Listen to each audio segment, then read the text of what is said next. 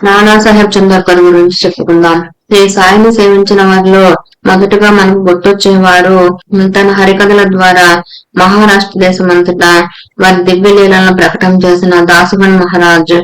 ఈ సాయి సచ్చరిత్ర రాసి మొదటి పారాయణ గ్రంథంగా మహారాష్ట్రానికి అందించిన అప్పా సాహెబ్ దబోల్కర్ ఉరఫ్ హేమద్ పంత్ అమిత నిరాడంబరంగా ఉండిన ఈ సాయి సన్నిధిని మహావైభవోపేతమైన సంస్థానంగా రూపొందించిన రాధాకృష్ణమాయి వీరు శ్రీ సాయి మహిమ వైభవము ఈ రెండింటిని ప్రపంచం ఎదుట చరిత్రలో శాశ్వతంగా నిలిచిపోయేలా చేశారు. కానీ వీటన్నింటి వెనుక ఇవేమీ చేయనట్లు కనిపించే అదృశ్య హస్తం వంటి వాడు నానాసాహెబ్ చందోర్కర్.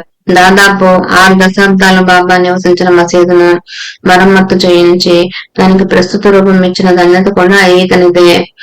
అతడు ఉన్నత ప్రభుత్వ ఉద్యోగానికి తోడు మంచి వాక్పటిమ కలవాడు. హృదయం నిండుగా సాయి పట్ల భక్తి ఉన్నది. ఇక కొరవేమి అతడు తనకు తారసుల బంధువులకు, స్నేహితులకు, ఆప్తులకే కాక ఉద్యోగరీత్యా తనకు పరిచయం ఉన్న వారందరికీ కూడా ఎలాగైనా సందర్భం కల్పించుకొని సాయి మహిమ గురించి హృదయాలకు హత్తుకుపోయేలా చెబుతుండేవారు.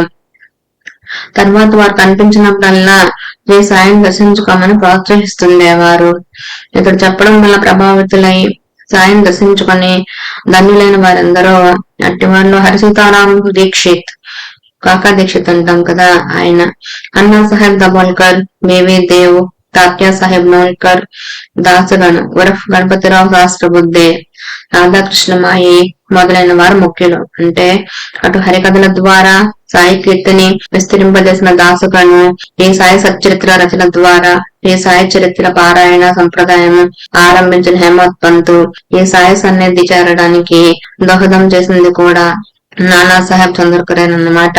వారి సాయి భక్తులకు అంతటి మహత్తరమైన సేవ చేయడంలో కూడా ఇతడి పాత్ర ఎంతో ముఖ్యమైనది. కానీ ఇతడు సాయి సన్నిధి ఎలా చేరాడు? దానికి తమ భక్తులను సాయే తమ చెంత చేర్చుకోవాలి. అది ఇంకెవరి వల్ల అవుతుంది? ఈనాడు మనం అనేక ప్రాంతాల్లో తరచుగా చేసుకుంటున్న సత్సంగం నిజానికి ఈనాడు మనం రూపొందించుకున్నది కాదు. వెనుకటి యుగాల్లో ఋషులందరూ నైమిసారణ్యంలో ఒక చోట చేరి భగవంతుని లీలలు చెప్పుకొని ఆనందిస్తుండేవారు. అది కూడా వారి తపస్సులో భాగమే. అలానే బొంబాయి నుండి వచ్చే ఈ ప్రముఖ సాయి భక్తులు ఒక సంఘంగా ఏర్పడి పాత హనుమాన్ వీధిలో మోరేశ్వర్ ప్రధాని ఇంట తరచుగా సమావేశమై సత్సంగం చేస్తుండేవారు. అంటే సాయి లీలలో బోధలు ఒకరికొకరు వివరించుకొని ఆరతులు జరుపుకునేవారు. ఈ సంఘం వారు కొత్తగా షిరిడి దర్శించే భక్తుల శ్రేయస్సు కోరి కొన్ని సూచనలు చేశారు. అట్టి భక్తులు షిరిడి చేరి మొదట గురుస్థానం దర్శించి అక్కడ ప్రదర్శన చేసి తర్వాత మసీదు దర్శించడం సరి అయిన పద్ధతి అని సూచన రాశారు. బాబా మహాసమాధి చెందాక భక్తులు గురుస్థానము, మసీదు చివరకు సమాధి మందిరము ఈ క్రమంలో దర్శించడం సరి అయిన పద్ధతి అని రాశారు. భక్తులు గురుస్థానము, మసీదు చివరకు సమాధి మందిరము ఈ క్రమంలో దర్శించడం సరి అయిన పద్ధతి అని రాశారు. అహ్మద్నగర్ నుండి కోపర్గాం కు మహంతాదార్ గా చిదంబర్ ఘాట్గిల్ బదిలీ అయ్యాడు. అతని కార్యదర్శిగా నానాసాహెబ్ చందోర్కర్ పనిచేస్తున్నాడు. ఆ కాలంలోనే ఒకరోజు షిరిడి గ్రామ కరణమైన కేశవ్ అనంత్ ఉరఫ్ అప్పా కులకర్ణి కోపర్గాం లో జరగనున్న జమాబందీకి బయలుదేరబోతూ బాబాను సెలవు కోరాడు. అప్పుడు ఆయన సెలవిచ్చి అక్కడ ఉన్నత ప్రభుత్వోద్యోగి అయిన నానాసాహెబ్ చందోర్కర్ ను తమ రమ్మన్నామని చెప్పమన్నారు. ఆ మాట విని కులకర్ణి కంగారు పడ్డాడు. అంత పెద్ద ఉద్యోగిని తన వంటి అతి సామాన్యుడు ఆహ్వానించడం ఏమిటి? అందులో కూడా కేవలం పేద భిక్షువైన సాయి ఫకీరు పిలిచారని అతనితో చెప్పడం ఎలా? తనకు సాయి పట్ల ఎంత భక్తి శ్రద్ధలున్నా ఉన్నతోద్యోగి శ్రీమంతుడు అయిన నానాకు సాయి పట్ల భక్తిభావం ఏముంటుంది? అయినప్పటికీ బాబా మాట తోసేయలేక అతడు కోపర్గాంకు వెళ్లి ఆ కబురు చెప్పాడు. కానీ నానా రాలేదు. అలానే రెండోసారి మూడోసారి కూడా కబురు చేసినా అతడు రాలేదు. బాబా తమ పట్టు విడవక అతనికి మళ్లీ మళ్లీ కబురు పెడుతున్నారు. చివరిసారి కులకర్ణి ఆ మాట చెప్పినప్పుడు కూడా నానా చందోర్కర్ మాటిమాటికి అనవసరంగా సాయిబాబా పేరు తెస్తావెందుకు? నీకు నా వల్ల కావలసిన పని ఏదైనా ఉంటే నిర్భయంగా చెప్పవచ్చు కదా అని విసుక్కున్నాడు. కానీ నిజంగా బాబా అతన్ని పిలిచారని చెప్పాక షిరిడీకి బయలుదేరాడు.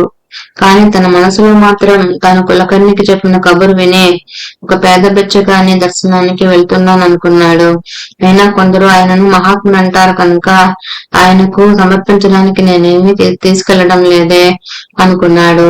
షిరిడి సమీపిస్తుండగా ఇలా ఆలోచిస్తూ కాకతాళీయంగా తన కోటు జేబులో చేయి పెట్టుకునేసరికి అతని చేతికి ఒక చిన్న పొట్లం తగిలింది. విప్పి చూస్తే అందులో 4 సింహబాదం పప్పులు, 4 కలకండ ముక్కలు ఉన్నాయి. అతడు ఉత్సాహంగా బాబాను దర్శించి సాష్టాంగ నమస్కారం చేసి ఆ పొట్లాన్ని ఆయన ముందు ఉంచాడు. అప్పుడు వారు ఎదుట కూర్చొని తనకు కబురు చేసిన కారణం ఏమిటని అడిగాడు. నాన్న, నిన్ను పిలిపించడానికి వేరే కారణం ఏమీ లేదు. మన సంబంధం కొన్ని జన్మలది. ఆ సంగతి నాకు తెలుసు, నీకు తెలియదు. నీవు వీలున్నప్పుడల్లా వచ్చిపోతూ ఉండు అన్నారు బాబా. నాన్న ఆ మాట అంతగా నమ్మలేకపోయాడు. బాబా ఆ పొట్లం అతనికి ఇచ్చేసి ఇతనిని వెళ్ళి రమ్మన్నారు గాని అతడు పట్టుబట్టిన మీదట ఒక బాదం పప్పు, ఒక కలకండ ముక్క మాత్రం తీసుకొని మిగిలిన అతనికి ఇచ్చి పంపేశారు. నానా సాహెబ్ చందోర్కర్, అసలు పేరు నారాయణ గోవింద చందోర్కర్. ఇతడు ఒక ఉన్నత హిందూ కుటుంబంలో జన్మించాడు. అతని తల్లిదండ్రులు శిష్టాచారానికి, శాస్త్ర పాండిత్యానికి, మరొక వంక ఉన్నత ప్రభుత్వోద్యోగానికి పేరు మోసిన వారు. శాస్త్రాలు చక్కగా అధ్యయనం చేసి వైశ్య దేవము, అతిథి సేవ శ్రద్ధతో చేసేవారు. కళ్యాణ పట్టణంలోని వారి ఇల్లు ఎప్పుడూ అతిథులతో కలకల్లాడుతూ ఉండేది. అతని తండ్రి ఠానేలో ఉన్నత ప్రభుత్వోద్యోగి. డిప్యూటీ కలెక్టర్ గా రిటైర్ అయి కళ్యాణ్లో చందోర్కర్ వాడాగా ప్రఖ్యాతి పొందిన పెద్ద భవనం కట్టుకున్నాడు. అతడు అంగ్వాన్కా వార్డు భివండి తాలూకాలోని ఏ సకారాం మహారాజు అనే మహనీయుని వద్ద ఉపదేశ దీక్ష తీసుకున్నాడు. నానాసాహెబ్ కూడా తన తండ్రి వలన శాస్త్రాలు, శంకరాచార్య భాష్యంతో సహా భగవద్గీత చక్కగా చదువుకున్నాడు. అందుకే అటు తర్వాత బీబీ దేవ్ వంటి సాయి భక్తులు అతన్ని గురువుగా తలచేవారు. నారాయణ గోవింద్ చందోర్కర్ 1860లో మకర సంక్రాంతి నాడు జన్మించాడు. అతడు కళ్యాణ్ మరియు బొంబాయిలో చదువుకొని బిఏ పాస్ అయినాడు. అతనికి సంస్కృతం అంటే ఎంతో ప్రీతి. తన చదువు పూర్తి కాగానే సంగమనేర్లోని మమల్తాదార్ కోర్టులో కొంతకాలము, తర్వాత కొప్పర్గాంలోనూ పనిచేశాడు. 1892లో జిల్లా కలెక్టర్ కు కార్యదర్శి అయ్యాడు. తర్వాత క్రమంగా ఉద్యోగంలో పై స్థాయికి వచ్చి 1894 నుండి 1901 వరకు అహ్మద్ నగర్ జిల్లా కలెక్టర్ కు కార్యదర్శిగా పనిచేశాడు. అప్పటికే అనగా 1878లో నానాసాహెబ్ ఓజు అనే గొప్ప జమీందారు గారి కుమార్తె బయాజీబాయిని వివాహమాడాడు. అతడు కోపర్గంలో పనిచేస్తుండగా అతడి పసిబిడ్డ ప్రమాదంగా జబ్బుపడి చనిపోయాడు. కారణం ఆ ఊరిలో ఎటువంటి వైద్య వసతి ఉండేది కాదు. అప్పుడు అతడి ప్రజల బాధ గుర్తించి అతడు తన సొంత ఖర్చుతో ఒక ఆసుపత్రి కట్టించి 18 సంవత్సరాలు నిర్వహించాక ప్రభుత్వానికి అప్పగించాడు. ఆ కాలంలో మహారాష్ట్ర దేశం అంతటా తరచుగా తీవ్రమైన ప్లేగు వ్యాధి చెలరేగి ఎందరో మరణిస్తుండేవారు. అందువలన ప్రజలను దాని నుండి రక్షించడానికి ఆంగ్ల ప్రభుత్వం ఒక విధమైన టీకాలు వంటివి ప్రజలకు వేయాలని నిర్ణయించుకున్నారు. కొత్తగా వచ్చిన ఆ పద్ధతి చూచి ప్రజలు భయపడి ఆ టీకాలు వేయించుకునేవారు కాదు. ఆయా ప్రాంతాల్లోని ప్రజలకు ధైర్యం కలగడానికి వారికి ఆదర్శప్రాయంగాను మొదటి ప్రభుత్వోద్యోగులందరూ విధిగా చేయించుకోవాలని జిల్లా కలెక్టరు అతన్ని కోరాడు. అధికారుల ఒత్తిడికి తలవొగ్గి ఆ టీకాలు వేయించుకుంటే ఏమి ప్రమాదం వాటిల్లుతుందోనని భయపడి ఆ విషయం నిర్ణయించుకోవడానికి 1 వారం వ్యవధి కోరి బాబా వద్దకు పరిగెత్తాడు చందోర్కర్. బాబా, అందులో ఏముంది, వేయించుకో, నీకు ఎట్టి ప్రమాదము జరగదు అన్నారు. అతను వెంటనే అహ్మద్ నగర్ చేరి టీకాలు వేయించుకున్నాడు. తర్వాత మిగిలిన ఉద్యోగులందరూ వేయించుకున్నారు. ఎవరికి ఎట్టి ఇబ్బంది కలగలేదు. అతనికి తెలియకనే బాబా అతని హృదయాన్ని తన అధీనం చేసుకున్నారు. అతను తరచుగా షిరిడి రానారంభించాడు. ఒకప్పుడు నానా చందోర్కర్ తో పాటు ఒక కీర్తనకారుడు కూడా షిరిడీకి వచ్చాడు. వారిద్దరూ ఆ మరో రోజే అహ్మద్ నగర్ చేరవలసి ఉన్నది. రైలుకు టైం అవుతుందని చెప్పి బయలుదేరడానికి వారిద్దరూ బాబాని సెలవు కోరారు. బాబా, ఏమీ తొందర లేదు, మీరిద్దరూ స్థిమితంగా భోంచేసి బయలుదేరండి అన్నారు. బాబా మాటలందు పూర్తి విశ్వాసం గల నానాసాహెబ్ రైలుకు ఆలస్యమవుతుందని భయపడక నెమ్మదిగా భోజనం చేసి బయలుదేరారు. హరిదాస్ మాత్రం మరోరోజు కార్యక్రమానికి అందుకోలేకపోతే తనకు రావాల్సిన పారితోషికం చేజారిపోతుందని భయపడి టైం ప్రకారం కోపర్గాం చేరదలిసి భోజనం చేయకుండానే బయలుదేరాడు. కానీ ఆ రోజు ఆ రైలు కొన్ని గంటలు ఆలస్యంగా వచ్చింది. ఎంతో తాపీగా భోజనం చేసి బయలుదేరిన నానా కూడా కోపర్గాం చేరేసరికి హరిదాసు ఆకలితో బాధపడుతూ వేచి ఉన్నాడు. నానా చేరిన కొద్దిసేపటికి గాని రైలు రాలేదు. ఈ సాయికి అన్నీ తెలుసునని ఆ హరిదాసు గుర్తించాడు. అంతేకాదు నానాకు ఆ ముందటి రోజు బాబా చెప్పిన ఒక మాట గుర్తుకొచ్చింది. వారిద్దరూ షిరిడి చేరగానే ఆయన అన్నారు, ఈ హరిదాసు చూడవయ్యా, అతడు నీతో కలిసి వచ్చాడు, కానీ తనకు అనుకూలమని తోచినప్పుడు నిన్ను విడిచిపెట్టి ఒక్కడే వెళ్ళిపోతాడు. ఎప్పుడు నిన్ను అలా మధ్యలో విడిచిపెట్టిపోని స్నేహితులని చేర్చుకోవాలి. ఒక రోజు ఉదయమే నానా కొప్పర్గాంకు తప్పక వెళ్ళవలసి వస్తుంది. జిల్లా కలెక్టర్ అక్కడికి వస్తూ తనను అక్కడ కలుసుకోమని నానాను ఆదేశించాడు. అందువలన నానా బయలుదేరి బాబాను సెలవు కోరాడు. ఆయన ఇవాళ నీవేమీ వెళ్ళనక్కర్లేదు, రేపు వెళ్ళవచ్చులే అన్నారు. జిల్లా కలెక్టర్ ఆదేశాన్ని పాటించాలా లేక సద్గురువు ఆదేశాన్ని పాటించాలా అనే విచికిత్సే అతనికి కలగలేదు. బాబాపై పూర్తి విశ్వాసంతో అతడు ఆ రోజు ఆగిపోయాడు. తిరిగి ఆ మరుసటి రోజు అతడు సెలవు కోరినప్పుడు బాబా ఆశీర్వదించి ఇవాళ వెళ్లి కలెక్టర్ను కలుసుకోమన్నారు. అతడు కోపర్గం చేరి ఆఫీసులో విచారించగా ఆ ముందటి రోజు కలెక్టర్ రాలేదని చెప్పారు. తను ఆ రోజు రావడం లేదని, మరోజు వస్తానని కలెక్టర్ టెలిగ్రామ్ ఇచ్చినట్లు ఆఫీసులో తెలిసింది. నానా ఒకప్పుడు లేలే శాస్త్రి అనే మిత్రుడితో కలిసి పూణే నుండి టాంగాల్లో ఎక్కడికో బయలుదేరాడు. కొన్ని మైళ్ళు వెళ్ళాక అకస్మాత్తుగా గుర్రం బెదిరి ఆ బండి పడిపోయింది. నిజానికి స్థూలకాయులైన ప్రయాణికులిద్దరికీ బాగా దెబ్బలు తగలవలసింది. కానీ అదే సమయానికి షిరిడీలో బాబా తమ చేతులు సంఘంలాగా కలిపి ఊదుతున్నారు. ఆయన అలా చేయడం సామాన్యంగా ఎక్కడో ఎవరో భక్తులు మరణిస్తున్నారని సూచించేది.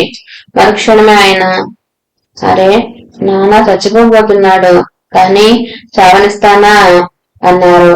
అక్కడ నానాకు అతని మిత్రునికి చిన్న దెబ్బైనా తగలలేదు. తర్వాత ఒకరోజు ఇద్దరు ముస్లిం స్త్రీలు దర్శనానికి వచ్చి బాబా తంతునున్న మగవారు పక్కకు తొలిగితే ఆయన దర్శనం చేసుకోవచ్చని ఆ ముంగిట్లోనే కొద్దిసేపు నిల్చున్నారు. కారణం వారు ఘోష అను ఆచారాన్ని అనుసరించి తమ ముఖాలకు పరద అంటే ముసుగు వేసుకున్నారు.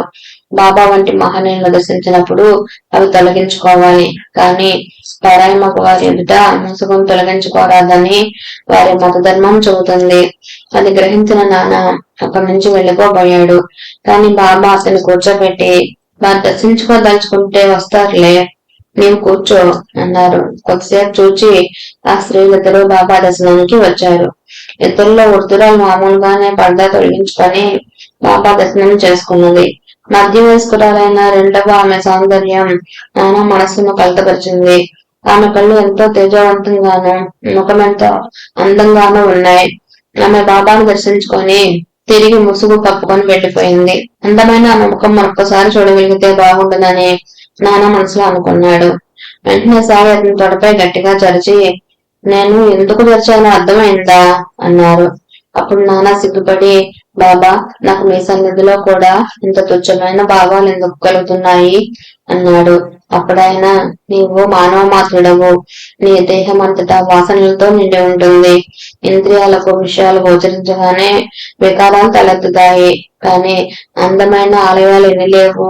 మనం వాటి బాహ్య సౌందర్యం కాక లోపల దైవాన్ని దర్శించినట్లే జీవదేహాలనే ఆలయాల బాహ్య రూపాలను కాక వాటి లోపల ఉండే దైవాన్నే చూడాలి అన్నారు బాబా. నానాసాహెబ్ చందర్కర్ మరొక విషయంలో కూడా సంస్కరించారు బాబా. మొదట ఎవరి దగ్గర ఎట్టి దక్షిణను స్వీకరించని బాబా ఒక్కొక్కప్పుడు భక్తులు సమర్పించిన దానిలో అతి స్వల్పంగా మాత్రమే తీసుకొని ఆరంభించారు. భక్తుల సంఖ్య పెరిగే కొద్దీ వారి నుండి ఆయన దక్షిణ అడిగి తీసుకొని ఆరంభించారు. నానాను కూడా తరచుగా దక్షిణ అడిగి తీసుకునేవారు. అతడు షిరిడి వెళ్ళినప్పుడు సుమారు 400 రూపాయలు తన వద్ద ఉంచుకొని బాబా కోరినప్పుడు కోరినంత ఇస్తూ ఉండేవాడు. క్రమంగా తానేదో బాబాకు సహాయం చేస్తున్నానని, దానికోసం బాబా తనపై ఆధారపడుతున్నారని తలచసాగాడు. ఈ భావాన్ని సాయి ఎలా తొలగించారో రేగి అనుభవాల్లో వివరించాను. ఇచ్చిన మాట నిలుపుకోవాలన్నది బాబా చెప్పిన మూల సూత్రం. ఎవరైనా యాచిస్తే లేదని అబద్ధం చెప్పకుండా యథాశక్తి ఇవ్వాలని, అది బొత్తిగా వీలు కానప్పుడు సౌమ్యంగా ఇవ్వలేనందుకు కారణం చెప్పాలని, ఇవ్వడానికి ఏమీ లేనప్పుడు అందుకు అభిమానం పడకూడదని ఆయన చెప్పేవారు. కారణం, అందరికీ అసలైన దాత భగవంతుడే. అన్ని మనకు ఆయన ఇచ్చినవే. ఆయన మనతో ఎలా వ్యవహరించాలని ఆశిస్తామో అలా ముందుగా మనం సాటి జీవులతో వ్యవహరించాలి. అవి ఆయన రూపాలే కదా. ఒకప్పుడు కోపర్గాంలోని దత్త మందిరంలో ఒక ధర్మ కార్యానికి 300 రూపాయలు విరాళం ఇస్తానని ఒక సాధువుకు నానా వాగ్దానం చేశాడు. కానీ ఆ తర్వాత ఆ పైకం తెచ్చి వారికి ఇవ్వలేదు సరికదా. షిరిడి వచ్చేటప్పుడు ఆ మందిరం వారికి తన ముఖం చెప్పవలసి వస్తుందని ఆ మందిరానికి వెళ్లకుండానే షిరిడి వచ్చాడు. అందుకోసం అతను ప్రత్యేకించి ఒక ముళ్ళబాటకుండా పక్కదారిలో షిరిడి చేరాడు. కానీ సాయిబాబా ఎంతకు అతనితో మాట్లాడలేదు. కారణం అడిగితే, నేను చెప్పింది గుర్తుంచుకోని వారితో నేను ఎందుకు మాట్లాడాలి అన్నారు. మీరు చెప్పినవన్నీ నాకు గుర్తున్నాయి అన్నాడు నాన్న. మీరు పెద్ద మనుషులే, కానీ దారిలో ఆ సర్కారును చూడకుండా చుట్టూ తిరిగి వచ్చింది ఆ సాధువు 300 రూపాయలు అడుగుతాడనే కదా. నేను చెప్పినవి గుర్తు పెట్టుకునేది ఇలాగేనా? నీ దగ్గర డబ్బు లేకపోతే అది సర్దుబాటు చేయడం కష్టమైతే ఆ మాట అతనితో చెప్పవచ్చు కదా. ఆ సాధువు ఏమైనా నిన్ను తినేస్తాడా? అతను ఆ డబ్బు అడుగుతాడని వెరచి దైవ దర్శనమే అనుకోవడం ఏమిటి? ఇప్పుడు మాత్రం నీ కాళ్లల్లోనూ ఒంటి మీద నీ స్నేహితునికి ముళ్ళు గుచ్చుకోలా? ఇలాంటి వాళ్ళతో నేను ఎలా మాట్లాడను అన్నారు బాబా. అంతేకాదు, ఎవరైనా అడిగినప్పుడు అహంకారము అధికారము లేకుండా దానం చేయాలని బాబా అతనితో చెప్పేవారు. అతడు కూడా జాగ్రత్తగా ఉండేవాడు. కానీ ఒకసారి కళ్యాణంలో ఒక పేదరాలైన వృద్ధ బ్రాహ్మణ స్త్రీ వారింటికి భిక్షకు వచ్చింది. నానా భార్య ఆమెకు 2 సార్లు ధాన్యం ఇచ్చినా ఆమె తృప్తి చెందక 4 సేర్లిస్తే గాని అక్కడి నుండి వెళ్ళనని చెప్పి వేధించసాగింది. అంతటితో విసుగు చెంది నాన్న, ఇచ్చింది తీసుకుపోతావా లేక జవాను చేత గింటించమంటావా అని బెదిరించాడు. ఆమె వెళ్లిపోయింది. ఆ తర్వాత అతడు షిరిడి వెళ్ళినప్పుడు బాబా అతనితో ఎంతకు మాట్లాడలేదు. కారణం అడిగితే, నీవు నేను చెప్పింది మర్చిపోయావు.